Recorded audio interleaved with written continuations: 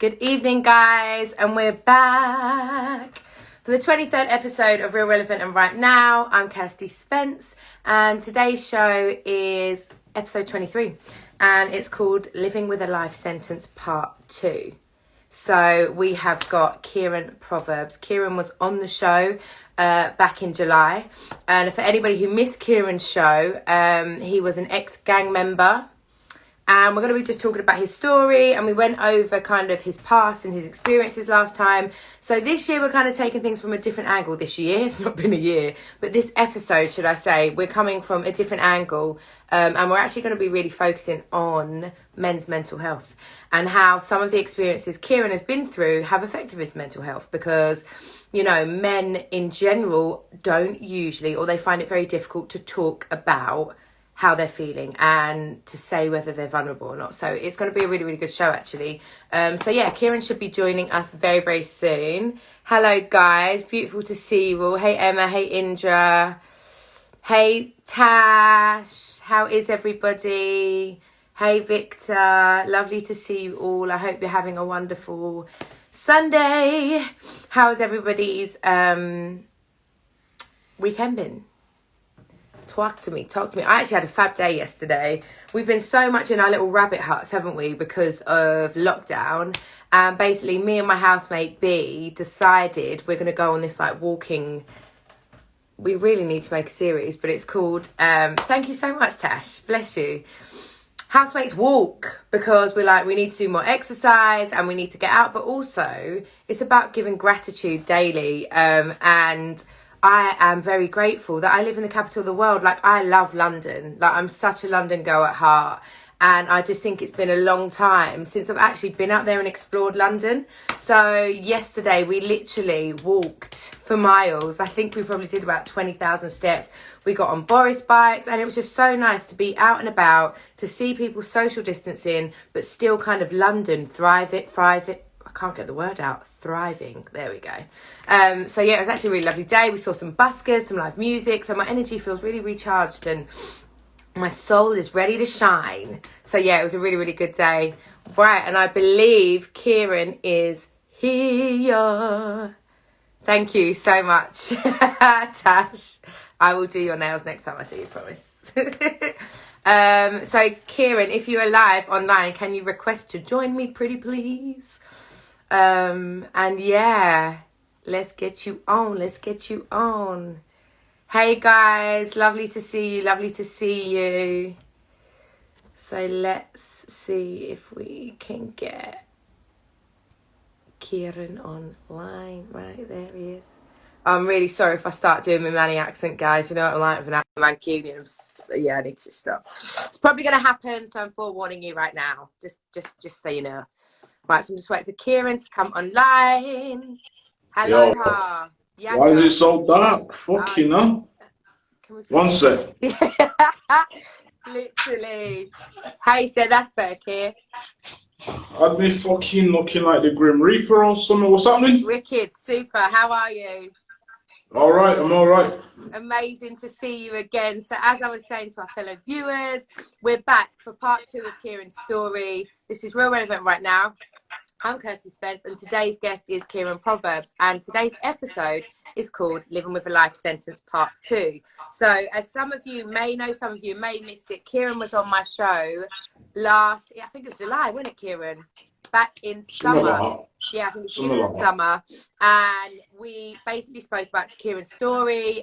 Kieran's an ex-gang member. He was a member of the Gooch and Old Trafford Crips of South Manchester. And he was heavily involved. I wasn't Gooch. What? I wasn't Gooch. Oh, so you weren't Gooch. So you were the Old Trafford Crips. Yeah. Okay. Which was affiliated to Gooch. I just wanted to clear that up. Okay, no, 100%. Yeah, because I've been hearing that everywhere. Like on it's been on like YouTube and stuff, because I know you've been putting so much content out there as well. So yeah.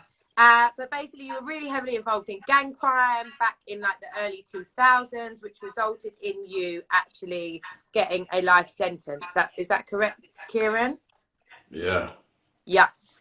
And you actually served 12 years in prison. You got a life sentence when you were 18. And since being released from prison, you have basically been trying to turn your life around and doing so much positive stuff. You've started your own business. You're out here trying to inspire and educate people. So for anyone that kind of missed that show, just give them a brief intro to who you are and what you're about. Well, like you said, I'm Kieran Proverbs, originally from Manchester. And yeah, I was involved in gangs and crime and the rest of it. But it's like where the wires get crossed. Because what I say is that we was OT Crips, yeah?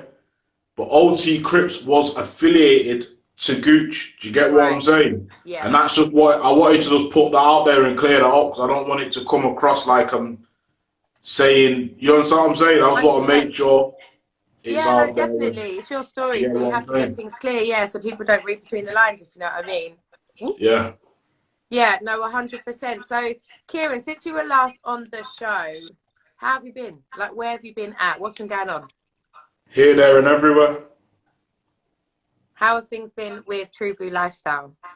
It's all right. It's just obviously from the last time we spoke to what I'm trying to make it become. Yeah. Is where last time I was saying like the aim of the business is always the same. Yeah. So it's always been about the next generation. 100%. So what I was saying was to raise awareness for the next generation so they don't want to live a life of crime. Do you get what I'm saying? Yeah, completely. So what I was trying to do is get them engaging in like gym. So circuit training, weightlifting, all the rest of it, sports, everything. Do you get what I mean? So that was always my intention. But what I'm working on now is still doing that, but also building a platform to tell my story. Do you understand what I'm saying? And then get other people involved to tell their stories. Mm-hmm. Now, opportunity for a promo shout. Tru Blu Lyfstyle presents Just a Quick One podcast. For anyone that hasn't seen it already, like what I'm trying to do, or what I am doing, is getting people on, like having a brief conversation with them, asking them a few questions, and then talking about their story. Do you get what I mean? And what their aim is and what advice they would give the next generation. It's not just road people. It's anyone. Do you know what I mean? Because it's like you yourself, you could be inspiration to someone that's on the streets. If you've got like girls on the roads that are in like a gang related area or in that kind of circle, they could look at people like you and other people and think, well, I don't have to do this. Do you get what I mean? Like, I'm better than this. I could do that. So if I get as many people involved telling their story, it kind of gives people options, innit? It gives you options. It's like, because for me growing up, I'm looking at the situation. I'm like, all I'm seeing is my mum and people from the roads. Yeah. So if my mum's out there working 2 jobs and we didn't have the best of everything, we didn't go without, but we didn't have the best of everything. So if I'm weighing up if I'm doing the maths and I'm weighing up the pros and cons and I'm thinking, well, you're doing 2 jobs. Yeah. He's out here obviously selling drugs. He's got this nice car and he's on the roads with me now while my mum's in work. I want to be on the roads. I want to have money. I want to have all these things. Do you understand what I'm saying? So I'm going to go down that route. 100%. Whereas if you give people the option and they can see living proof, because I could tell you a load of things, but if you're not seeing no living proof, are you really going to believe what I'm saying? Yeah. And I think that's really important. It's about having more positive role models, models who may be, like for me anyway, more positive role models for the younger generation that are just normal people, that are real people that have been through real things. You don't have to be a celebrity to be a positive role model. You don't have to have millions of followers to be a positive role model. Do you know what I mean? It's about, like you say, helping people to believe in themselves and know that there is so much more out there. And that I feel the biggest thing is that we always have a choice. A lot of people live in this kind of small box, like, no, this is the only way. And it's like, actually, no, there are so many different choices out there and so many different decisions you can make for yourself. But sometimes, you know, you just need a hand to pull you out of that box. Yeah, Hey, 100%. you know what I mean? So I love that that's what it's about. And Tru Blu Lyfstyle, it's almost like, I feel like what you're saying, it's going to be like the hub. Like, this is like going to be the hub. And there's going to be so many different branches off in which people can come to you and say, hey, this is what I'm trying to do, or I really want to get an internship in this, or I've really been trying to suffer with my mental health and I need to get more into fitness, whatever it is. And that is what your platform's about, which I think is such a positive thing. And we really need to push it, and we really need to promote it, because I feel like especially the younger generation now really need things like this. And I also think as well, me personally growing up, you know, I always think that I know everything anyway in general, but I'm never going to take advice from someone unless they've been through something themselves. Do you know what I mean? 100%. You can't just preach. Yeah, like, so I think that is what's really key in your journey as well. And so why, I also want to know, Kieran, why is it so important for you to tell your story now and to highlight in your own words that, you know, being in a gang just wasn't worth it? Like the whole bravado of it, the whole kind of bit. Why is it now, do you feel that you want to tell this story? Okay, it's everything. It's like, you know the sickest part about it, yeah? It's like, I'm not trying to force it down people's throat. Yeah. What I'm doing is like, I'm telling my story, yeah? So you can kind of see or hear what I went through, and then it might make you start thinking different. Like, you understand what I'm saying? Like, I ain't looking to go out there and start grabbing people, putting them in sleepers and that, saying, yo, don't do that. Like, do you know what I mean? But it's more, I'm telling my story because, like you've just said, because I've had people in my life telling me things, but then I'm looking at it like, you don't even know what you're talking about. How can you tell me about this when since about the age of 18, you've had a 9 to 5? You don't know about the life. Do you understand what I'm saying? So it's almost like, you see, for me as well, people say, you know, when you go to prison, it puts your life on pause. So mentally, I'm still 18. Do you get what I mean? Yeah. No, I definitely do, because I know when we spoke about that last time, you said you went into prison at the age of 18, and it's a place that from the age of 18, which is a crucial point in, especially in a male's life, to start develop emotionally, mentally, physically, as you go into adulthood further, you were kind of taken from what would be perceived as kind of normal reality and put somewhere else. Do you know what I mean? Which really does affect your mental health. Yeah, prison is not normal. It's not a normal environment. Do you get what I'm saying? It's like crazy things go on in jail. Like people are throwing all types of nasty bodily fluids and whatever else on officers and them kind of things. You know what I'm saying? So it's like, it's not normal. It's not a normal environment. Do you know what I mean? So it's like, you see how you behave in jail. Because when I remember when I first come out and I went, someone took me out for food, yeah?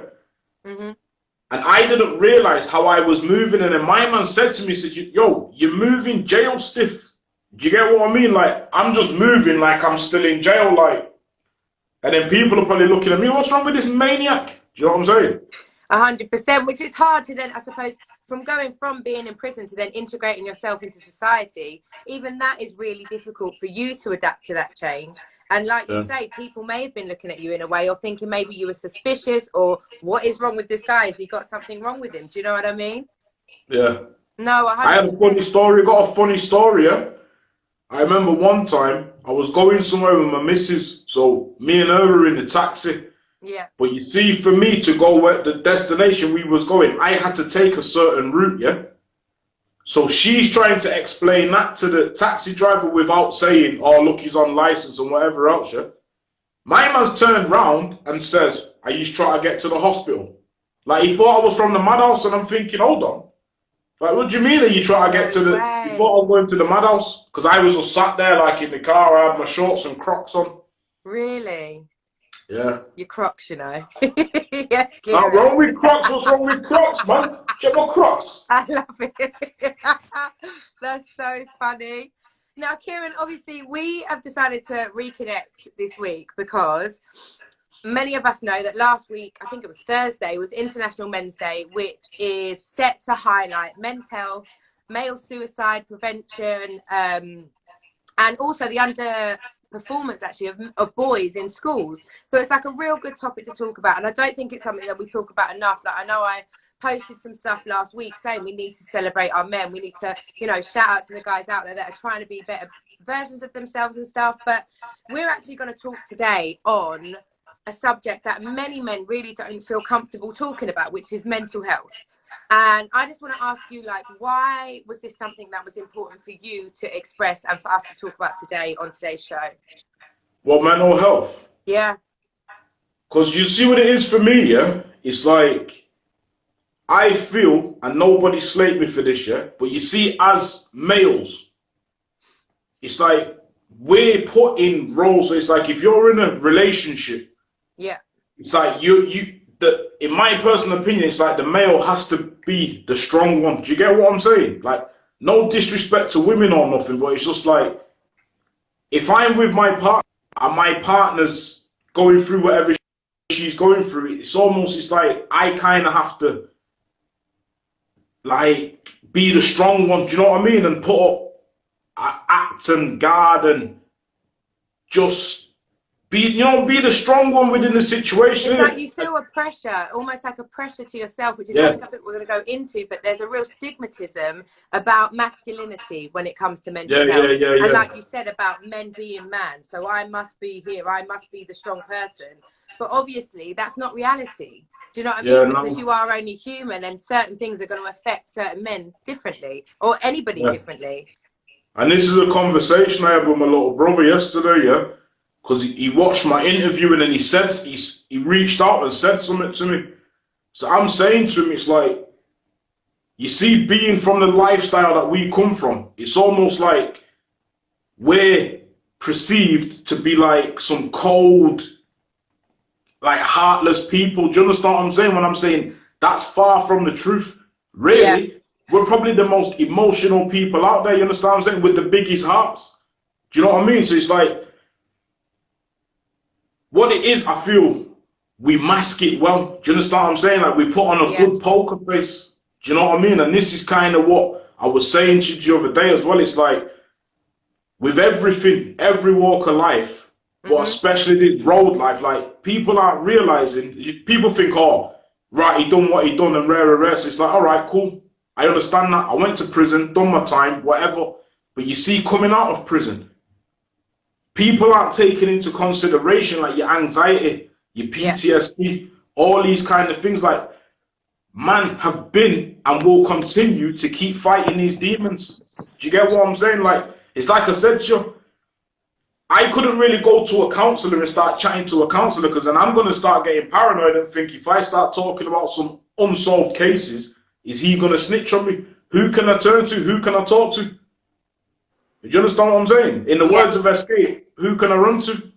No, 100%. And it's like I suppose you're stuck in a catch-22. And just going back to kind of mental health, and like you mentioned there, PTSD, anxiety, depression, you know, it's something that within the UK, 1 in 8 men suffer with common mental health issues. And only 50% of men are likely to reach or access psychological therapies, and they're less likely to speak to family members or friends about it. So it's a real issue. And like you're saying as well, this isn't just men in general, but also men, like you say, coming from that road life. It's probably even more difficult because you guys just find it hard to connect emotionally, but also you're then living with this kind of paranoia. If I open up to this person, this could be the consequence of that. So you really are caught in a catch-22. And something else that I want to touch upon, especially with men, there is actually evidence to show that a lot of men that suffer through mental health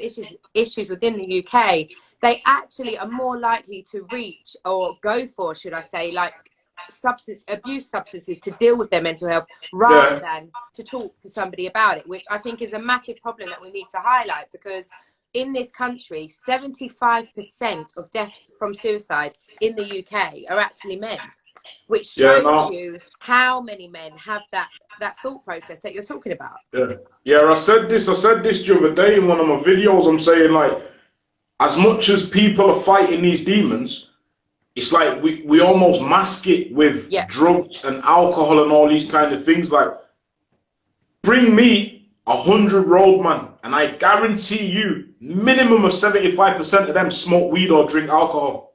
Do you understand what I'm saying? People feel, oh, it's a culture thing. Sometimes it is. Like, because the road life is a culture. It is like your lifestyle. So then that comes with the weed. But if you break it down, really and truly, man are fighting these demons. Do you get what I'm saying? Like, I used to smoke weed in jail, and we used to say, like, when you're smoking weed in jail, it takes the bars away, because I'm high. So if I'm sat there high, I can shut my eyes and I can go anywhere. I can be at home with my missus. It's a form of escape, isn't Yeah, it? of course, and that's what it is, and it's the same thing. Like when you come out, like Yeah. now I'm out, I don't smoke or nothing. Do you get what I'm saying? And it's like I noticed that my anxiety started playing up a lot more. Do you get what I'm saying? What, Like, from stopping smoking?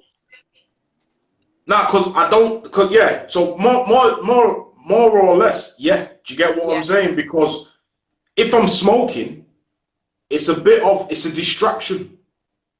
Do you get what I'm saying? So 100%. if I'm so say I'm overthinking something, I think, oh, I need a cig, or I need some weed, or do you understand what I'm saying? Yeah. Then it's a distraction technique. But if you remove that from the situation, then it's like, when these things start happening, now what do I do? Yeah. Do you get Of what I'm course, saying? And then, because it's this whole thing that I'm such a believer in. It's something I preach about, and you know, Kieran, I'm really spiritual and I'm very positive, but we all have demons within us, and the hardest thing to do is to go within. And I always say the only way to get out is to go in. You have to go in, face them, and then you can get out. But that is not an easy process, and it's difficult. And like you say, I think weed is one of the biggest problems, the biggest issues. Oh, are you there, Kieran? Hold on, I think it's... Are you there? Can you see me? yeah, I can Yeah, I see think it was you. frozen. But I think weed is one of the biggest issues. Like I say, it doesn't... I'm not saying that it affects everybody in the same way, but I think where it's... I don't know if this is the right word to describe it, but it's almost like a subtle drug. Do you know what I mean? It's not like a class A Yeah. drug where you're going to be pinging, or it's not like if you get absolutely smashed out your face, you're drunk. It's a drug that you can maintain and take every single day and still go to work or talk to people or do whatever it is that you're doing, and you actually don't realize how much of an effect it's having on your mental health, but also how it kind of detaches you from what the real issue is, you know, and whatever those issues are, you have to face them. And we've spoken a little bit about, you know, kind of the stigmas behind why men don't talk and stuff, but you've also spoken to me about some of the mental health issues that you've gone through yourself, and I know that you've not really opened up to this on a platform before, but you're about to. So why is it that you've now made this decision to kind of address this issue, which is super courageous, can I just say as well? Like, full ratings for you to do that. What do you mean, talking like the whole anxiety thing? Yeah, like, you obviously spoken to me about anxiety, PTSD. Yeah, Like, yeah. why have you chosen now to kind of come out and speak to people about that? Because I know when we spoke, you said it's one of these things when you hear a lot of stories from like ex-gang members and stuff, they talk about what they went through in prison, they talk about maybe what they did, why they did it, but there's nobody really talking about the after effects that all of this has had on their mental health. Yeah, no, I'm with you. It's just I got a bit lost in translation there. That's all But right. nah, it's just because, yeah, like you said, it's like you'll see 10 man talking about, right, when I was in prison, I was doing this, I was doing that, I had the wing on smash, I was doing all these type of things, yeah. But no one ain't really talking. Only person, Tricky and Lippy on their thing, shout out to them. Do you understand what I'm saying? Like, they're talking real life stuff. Do you get what I'm saying? And it's like, Yeah.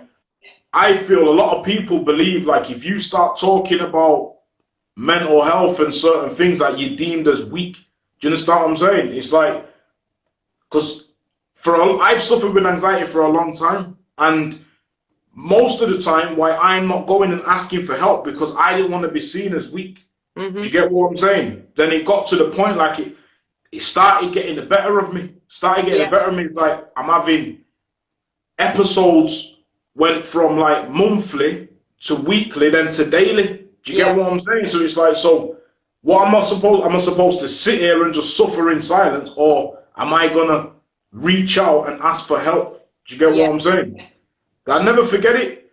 I was in jail one time, and it's like I started having these episodes. So I've come out the next day, and I'm saying to someone, rah, I was in bed last night, and it's like I kept jumping up out of my sleep, and my heart was racing. Then somebody said, right, it's anxiety.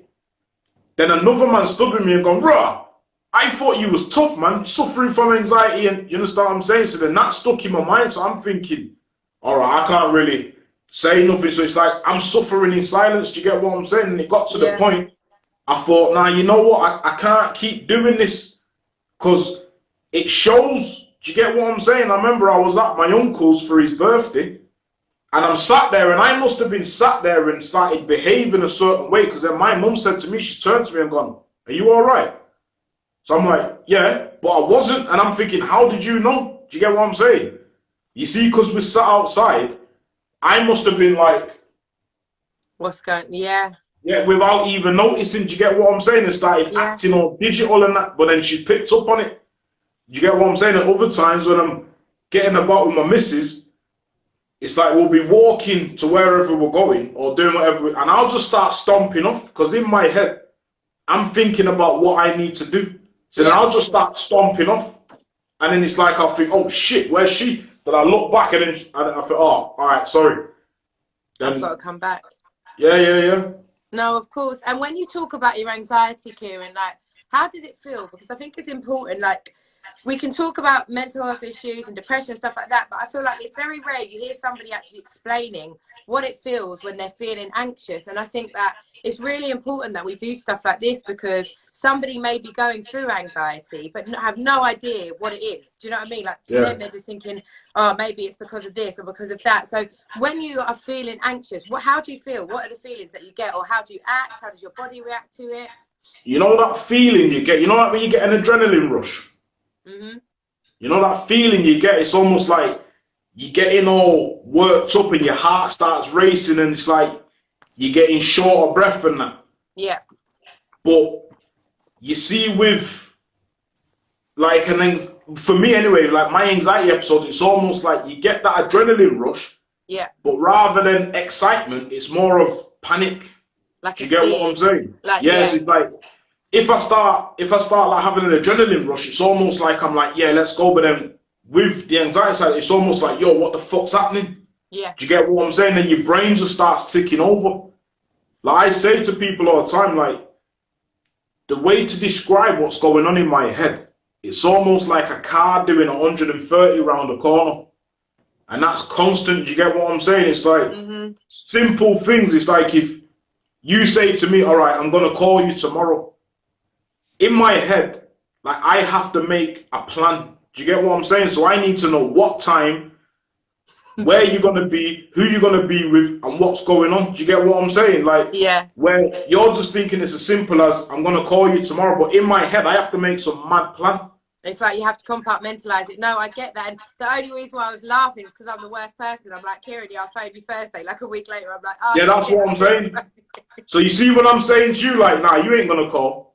That's me preparing myself. Because if I'm sat there thinking, what time's she going to ring? Oh, she's not rang. And then it's like my whole day's just messed up. Yeah. Can I ask you, like, how have you implemented anything in dealing with that anxiety? Like, when you, for instance, that, like the phone conversation, that's a perfect example. Like, to save yourself actually, like, going into this kind of panic, because it's almost like a panic attack.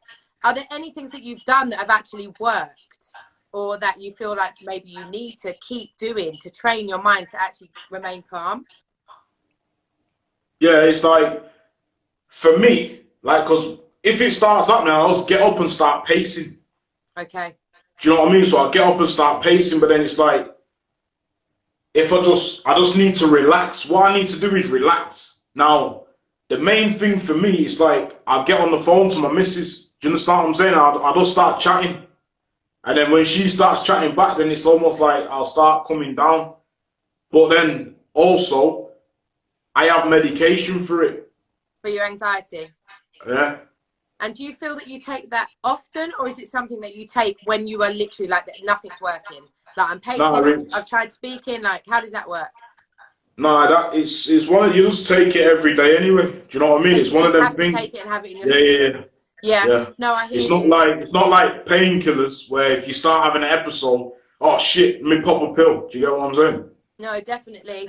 And I really actually want to share something with you, because anxiety is something I've been through. And I think as well, pressure for me, not about being male, obviously I'm not, but one pressure for me was I'm somebody that's very outgoing, I'm very confident. So a lot of people were kind of like, how does she suffer with anxiety? So I found it hard to then talk to somebody about that, because I'm like, shit, everyone thinks that I'm like this, but actually I'm feeling like this, and I don't know who to reach out to. So it was a very hard transition in me actually talking to people about my anxiety. But it was actually my brother. He's such a G. Shout out James. But he actually gave me a TED talk to watch. And I don't know if you watch any TED talks on YouTube and stuff, Kieran, but I love TED talks. Like I just always tune in. I'm going to send you this particular TED talk, but this TED talk was with a health psychologist, and her name was Kelly McGonigal, I believe.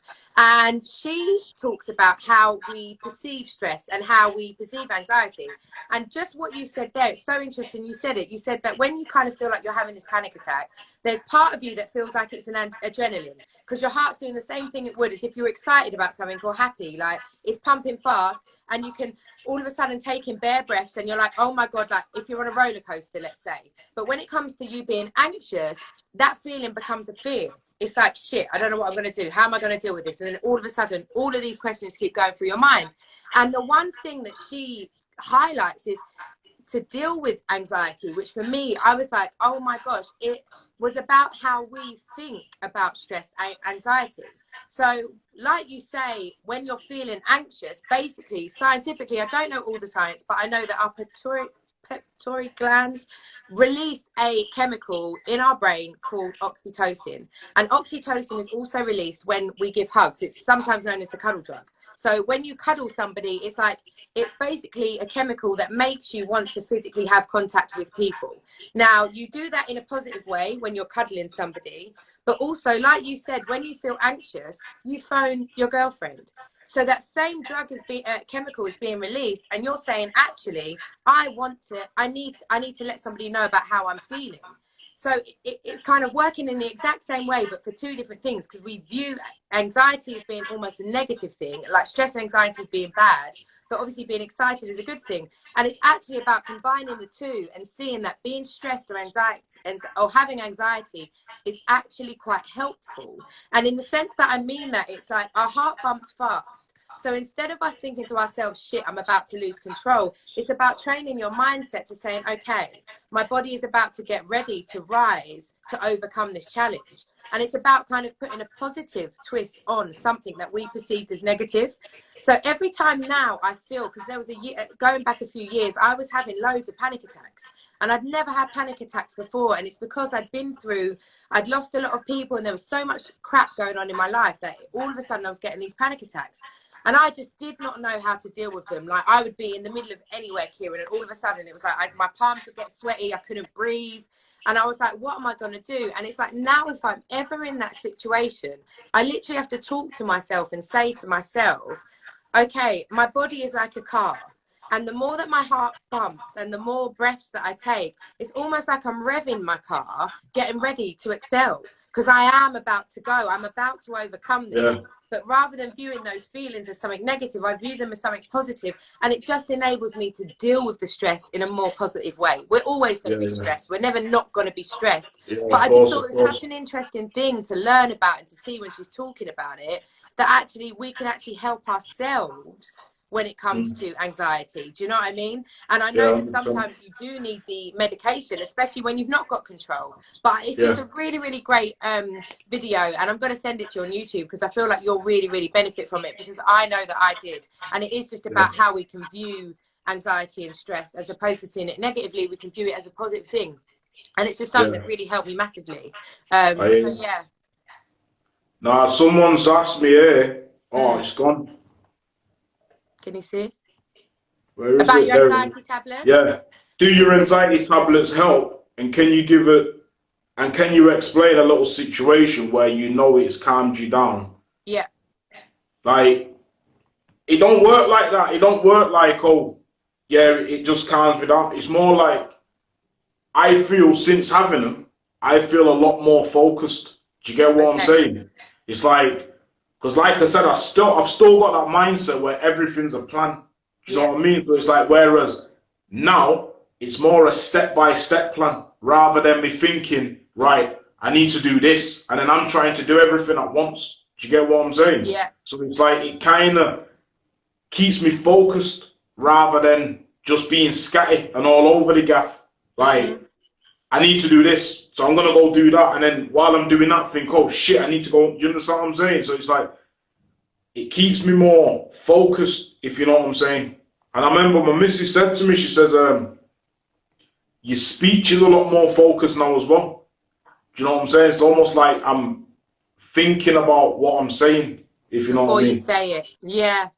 Rather than kind of being overwhelmed. You know, like when they say, like, sometimes when you meet someone that's nervous and they can just have like verbal diarrhea and loads of stuff comes out, it's kind of almost like slowing you down, your thought process down, so you're then able to say, hey, like, this is what I need to Yeah, say, or yeah, this is yeah. what I need to do, in a much more relaxed way. So for you, taking the medication has really benefited you, not just with like the panic attacks and the anxiety, but also kind of you dealing with daily life, which is really a Yeah. positive thing, right?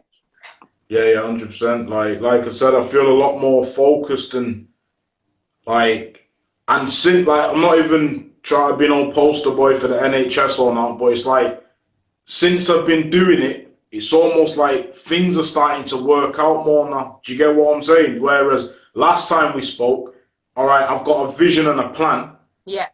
but it's almost like I'm focusing on so many different things at once. So it's like, all right, I need to find myself a house, but I need to get content for this website.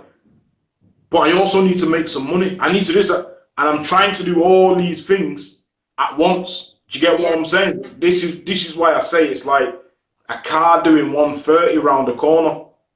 And Do you you've get got what to I'm slow saying? it right down Yeah, to like slow it 30 miles all the an way hour. down, because then all that's gonna happen, like if anyone tries, well, I wouldn't advise it, but if anyone tries to take a corner in doing 130, you're gonna crash Yeah, of course. unless you're Michael Schumacher.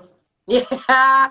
And I think like the key importance of this, Kieran, and I also just want to say like thank you so much as well for sharing this, because I feel like it's going to reach out to so many people. And you know, we do have this whole stigmatism of mental health and people don't like talking about it, but I think it's so important for us to do so, because you know, there's so many of us that I feel like are suffering with mental health issues, Yeah, especially since lockdown. And I know that's yeah, so yeah, different from kind of your past experience and why you've kind of, you know, been diagnosed with certain issues, but mental health issues, should I say. But there are a lot of people suffering now with depression, anxiety. You know, like I heard the other day, I was reading an article, someone had like they basically didn't want to leave their house because they've been yeah, told to stay in their house during lockdown. They were actually yeah. getting physical anxiety leaving the house. So it's really important to talk about stuff like this, and I just really, really find you so commendable talking about it. And the other thing that I wanted to touch upon, obviously, is that you also said that you suffered with PTSD, which is post-traumatic stress disorder, right?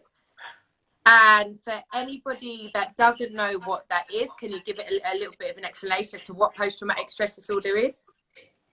Basically, it's like what it says it is, isn't it? So if you've been through like a traumatic experience, then you kind of have these post being after traumatic. You understand what I'm saying? So for me, the main one for me is when I got shot. So I never forget it. It was at my dad's, and my Mm-hmm. little brother popped a balloon. I've fully gone some. I'm on the roads and I'm ducking from gunfire. Do you understand what I'm saying? So it's like I'm thinking, yo, do you know what I mean? And then my dad's like, yo, calm down, calm down, calm down. It's not that, but it's like in that situation, all I've heard was the bang. So when I've heard the bang, it's almost like, yo, it's going off again. Do you know what I'm Yeah. saying? And it could have went into something totally different. Like imagine I would have just pulled out and started doing all types of madness. So it triggered something within you that was associated to a past traumatic event, basically. Yeah, of course. Yeah, yeah, yeah. And I think it's really important as well just to kind of talk about PTSD, because I feel like there's a real stereotype around PTSD, which was, I know it was something that was kind of only, I say only recently, maybe within like the last 10 years or something, it was actually identified as like an actual issue. But I feel like a lot of people kind of stigmatize PTSD to being associated with, you know, you can only have it if you're in the army, or, you Yeah, know, like something war like that. veterans and that. Yeah, Yeah, yeah, like yeah, war yeah. veterans and stuff. Nah, But like, actually, it's not like that at all. Like, you know, PTSD can be caused from a car accident. It can be caused from an assault, a violent assault, a sexual assault, you know, a way of life. Like, for instance, like you say, that gang culture. It can even be caused with childbirth, you know. So it's very individual, unique to the individual, should I say. But what are some of the effects that you have suffered personally from having post-traumatic stress disorder?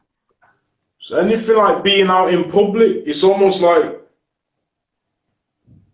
when I first come out, like Yeah. you weren't catching me on a bus. You're not catching me on a bus. I ain't looking to walk down those streets. I could be going from here 5 minutes down the road and I'm getting in a taxi. Do you get Yeah. what I'm saying? Even simple things like walking down the street. Like if me and my missus are walking down the street, she can't walk on the pavement side. Do you get what I'm saying? If me and her walk, she can't walk on the pavement side. So then I start walking and she's looking at me like, what are you doing? I said, you can't walk on this side. I walk on the roadside. You know what I'm saying, Kai? If anything was, if a car pulls up and starts letting off shots, it's more than likely going to get me. Do you understand what I'm saying? But then, like, for me, I have to commend her for that. Do you understand what I'm saying, Kai? It's like, you might look at him and think, oh, yeah, he's just come out of jail, whatever. But you see, being with someone like me, Yeah. you have to take your hat off to these women. Do you get what I'm saying? Because it's not just like we're normal people, you know. Like, we're not normal. We're far from normal. You understand what I'm saying? Because I'm coming out, I'm behaving like I'm in jail. Do you get what I'm saying? The only thing I'm not doing is making a tuna and noodles. Yeah. Do you get what I'm saying? So it's like you kind of have to commend them for putting up with it, because then that will probably start affecting her in the way she behaves. You understand what I'm saying? Like the way she's thinking about things.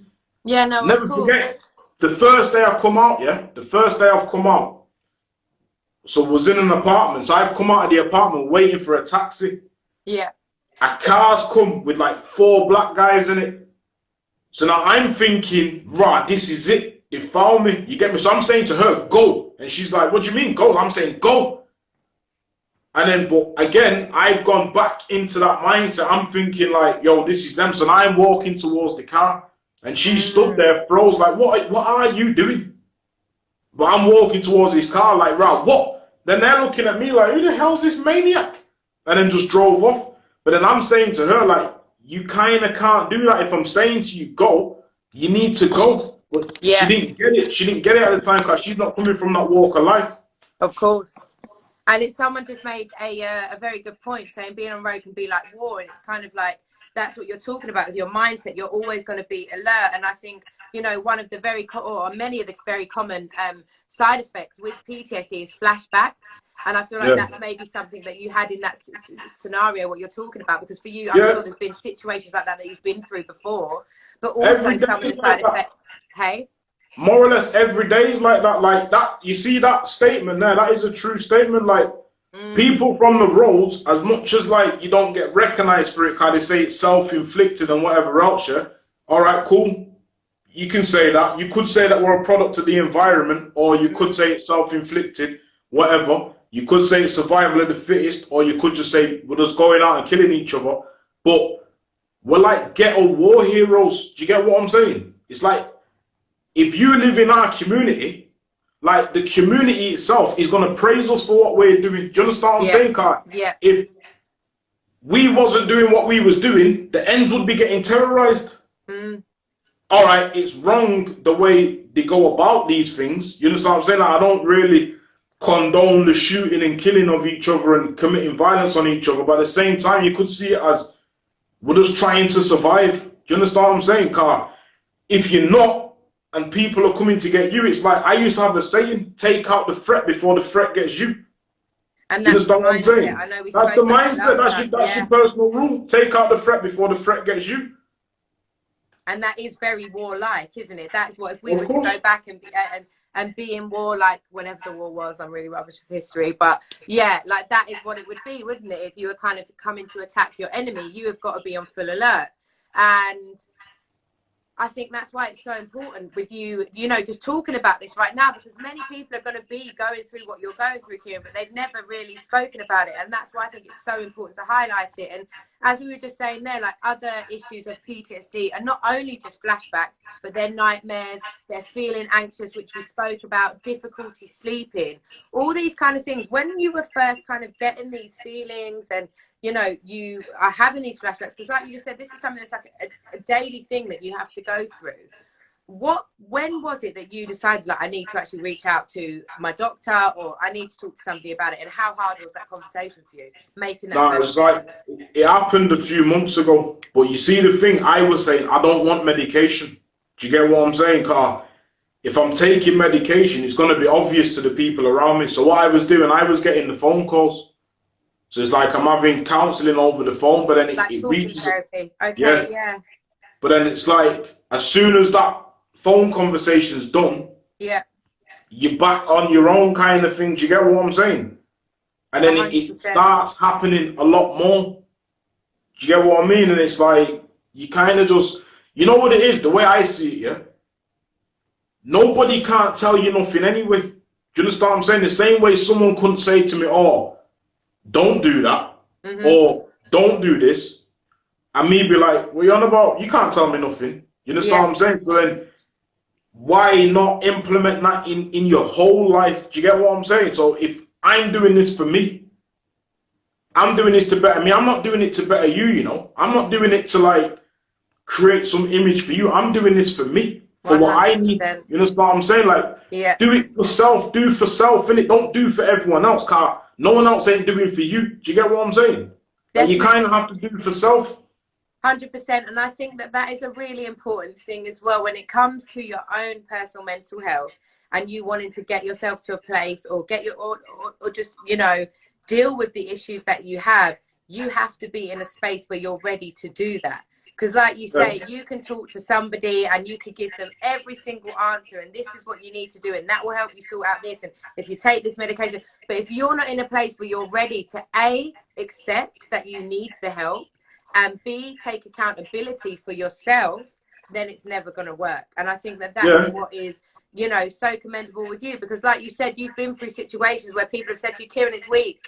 You've got anxiety, it's weak, which can I just say is absolute bullshit. Like, it's not a weakness. It's just reality. It's life. And the way that I view it is the only way that you can overcome these things is to delve deep into them, have those conversations and talk to somebody about them, you know, but that making that first step is so hard. And even I can relate to stuff like that. Like, pride to kill somebody, I tell you, but I'm a woman of a lot of pride. And I didn't want to tell nobody my issues, you know what I mean? But then all that was doing was affecting me negatively and keeping me in a space where I couldn't grow anymore because I didn't have the answers to the help that I needed. Do you know what I mean? You see with that as well, you see with that what you just said, yeah? Yeah. How can you then try to be in somebody else's life if you've not even dealt with yourself? Do you get what I'm saying? Because it's like, 100%. if I'm coming into somebody else's life and I'm still fighting my demons become their demons. Yeah. And we ain't talking about it. So you don't even know why the hell I'm acting the way I'm acting. Yeah. Do you get what I'm saying? So Definitely. It's like, and then it turns into some madness and then it becomes toxic. And then what? You've just lost whatever you've had because you're still fighting your demons. Address your issues, man. Address what you're dealing with. 100%. And I can so relate to what you're saying there. And I think that's why I said it's about accepting, but it's also about taking accountability because unfortunately, not even unfortunately, it's just life. Hurt people hurt people. So if I'm not going to deal with what's going on with me here, I'm going to bring my whole bag of shit to you. And then guess what? Even if I'm hiding it for the first 5, 10, whatever it is, minutes, months, weeks, soon enough, it's going to come to surface. And when it does, I'm going to offload all of that onto you, sometimes even subconsciously, without even consciously realizing it. And then, like you say, it's going to turn toxic. And I feel like what you're talking to about this is relationships, whether that's with a parent, a friend, in a, you know, your partner, whatever it is. Yeah. It's so important. Shout out to Smithy. That is a big statement. You do realize what it is when you start hurting or affecting your loved ones. Do you get what I'm saying? It's like me being me, this is normal to me. Do you get what I'm saying? But then when I see the way the effect my behavior is having on the people I love, because if you're a random, I don't really care, do I? Of course. If I walk out my front door and upset some person walking to, I don't care because I don't know you. I'm not seeing you again. Do you get what I'm saying? Unless they're coming to me and saying to me like, you know what, that upset me when you done that. I'm not even thinking about it because to me, I was in the right in that moment. Yeah. Do you get what I'm saying? But then when you start hurting the people around you, your loved ones and whatever else, that's when it becomes an issue. Yeah. And if it isn't an issue, you've got problems. Yeah. And you don't, 100%, in my personal opinion, you don't deserve anyone. And I hear what you're saying. I do hear what you're saying. And I think that, you know, for some people, And I've met certain people like this in life where it's just like they just don't want to get out of their own way. And they will just continue to hurt people. And it's like they've not even realised you've lost this person, you've lost this person. So now you've got a whole new bunch of people. And slowly, everybody else, they're just dropping. And unfortunately, you know, we're having shows like this, we're having talks like this because we realise something in life. We have to accept both our good and our bad, period. Do you know what I mean? But there are people in life that will continue through life and they will just not learn those lessons. And that's why it's something that I always give thanks for, because you have to put yourself in a space where you're like, you know what? I'm going to look in the mirror at everything I've done wrong. I have to accept that maybe I've done this here or I've messed up there. But I need to do all of this to overcome and continue. Yeah, like someone just commented, Emma's just commented, being stuck in a rut. Certain people can just be stuck in a rut and they don't know how to get out of it. And even though there are kind of places that they can reach out to, you know, like you say, you can reach out to family, loved ones, you can reach out to Samaritans, to your doctor, and just ask for help. But you know, sometimes people can spite themselves because, like you've said, it's a weakness to ask for help, or their ego can get involved, especially as a man. I think that is what the key thing is, and this is why we're talking about it. I feel like as men, it's really difficult for certain men to reach out and say, hey, I actually need help, because like you said before, you put this pressure on yourselves to be the strong person, to hold everything up. You know, it's mad though, because you see if the doctor was a girl, man will be quick to go there then. You know what I'm saying? Like, yo, doc, I need help, you know, G, and all them kind of things. But you just got to do it, man. Fun and joke aside, you have to fight, like, rather than battling with these demons, you have to, like, understand. Do you understand what I'm saying? Understand what's going on. Because I know bare people what are in situations, and then you put yourself in another situation, you've not even addressed what the people have been telling you for years. Do you get what I'm saying? It's like, if you're telling me something, I'm thinking, Kirsty chat shit, man. I'm going over here with this person over here because I don't want to hear what Kirsty's got to say. You understand what I'm saying? It only affects you if you feel there's some type of truth in it. Now, if 100%. You said something to me what I don't think's true, it's not going to bother me. But if you're saying something to the point it's starting to bug me, I must feel that there's some type of truth within what you're saying. Do you get what I'm saying? I agree, 100%. And I think it's also, just mentioning what you said there, I feel like it's also, to be at that point as well, you have to be at a place in your life where you're maturing, or you are mature. Because I feel like to have that mindset, of like, I'm not just going to listen to anyone. Realistically, I feel the truth behind it is you are probably quite an immature person, and it doesn't matter what age you are. You've just not yet reached a point in your life where you're ready to level up and be a man or be a woman, whatever. Do you know what I mean? Like, that's how I view it. You know, that is how I view it. Whether I'm right or wrong, I don't know, but that would be my personal opinion. Like, you have to be at a mature place in life where you are ready to learn and ready to accept. And if you're not in that space, you're just going to keep deflecting everything that everyone says. No, it's their issue, it's their issue, it's their issue. Do you know what 100%. I mean? And that's another thing I want to say. I only speak on things if I've experienced it myself. So I don't want people to look at me and think, this guy thinks he knows everything. Anything I speak on, I've faced personally. If I've not been through it myself, I've witnessed it firsthand. Do you get what I'm saying? Just wanted to put that out there. No, 100%.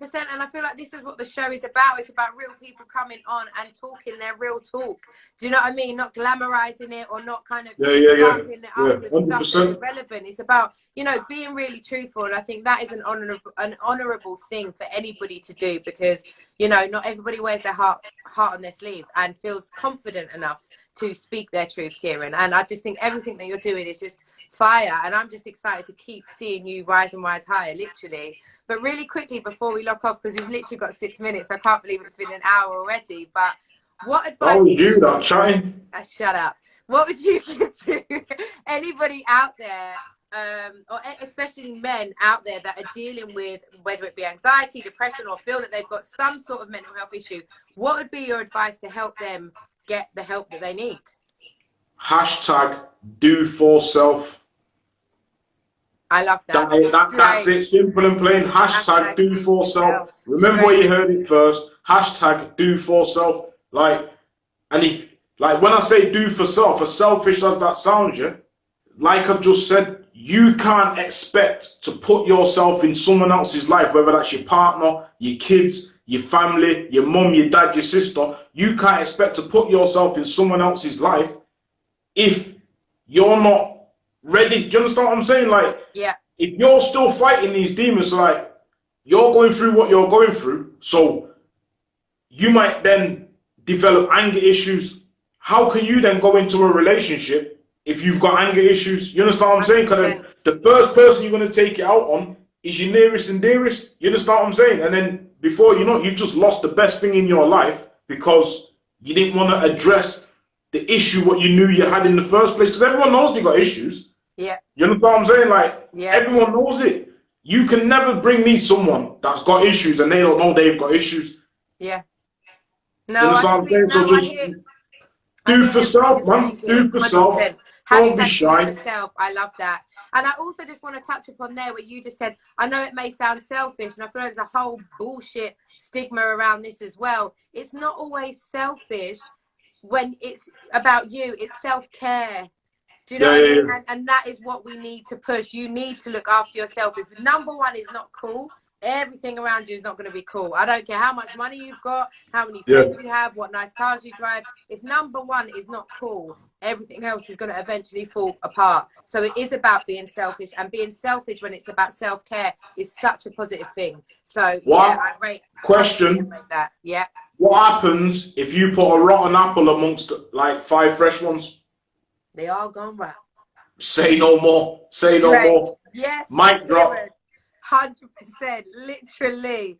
They've all gone rot. Literally. It's so true. And on the flip side of that, what happens when you beam your light and you're around bare people? Those people are going to start shining, and this is the energy we need to bring in. This is the platform that we are on, and this is exactly what you're doing. You're shining your light rather than fucking rotting people. Excuse my French, but that is what we need to do. And I just commend you for all that you're doing. Kieran, really quickly, because we've got like 3 minutes. Where can people find you, and what do we expect from you and Tru Blu Lyfstyle?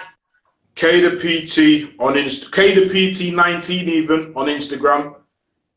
Tru Blu Lyfstyle. Tru Blu Lyfstyle on YouTube as well. My Snapchat, all my socials are on my pages. Do you know what I mean? So Snapchat, all them, it's all on my pages. Just go on my page and you'll see it. The link tree in my bio. Just click that. There's a GoFundMe page on there as well to help get the ball rolling with equipment and this and that for the movement. Do you understand what I'm saying? The movement is Tru Blu Lyfstyle. So anything to do with lifestyle, whether that's fitness, stories, motivation, all them kind of things, that's what Tru Blu Lyfstyle is about. Do you get what I'm saying? Yeah, Bursting 100%. that bubble, bursting that bubble of the glamorous side of that lifestyle. Definitely. Educating people and inspiring them to rise and rise higher. Kieran, as always, it's been amazing. I'm Kirsty Spence. This is Real Relevant and Right Now. Today's guest, Kieran Proverbs. You've been amazing. Kieran, thank you. And we will be in touch soon, man. Definitely. Keep Sweet. shining, my friend. Keep Yeah, rising. well good. All right. Ciao. In a bit. Bye.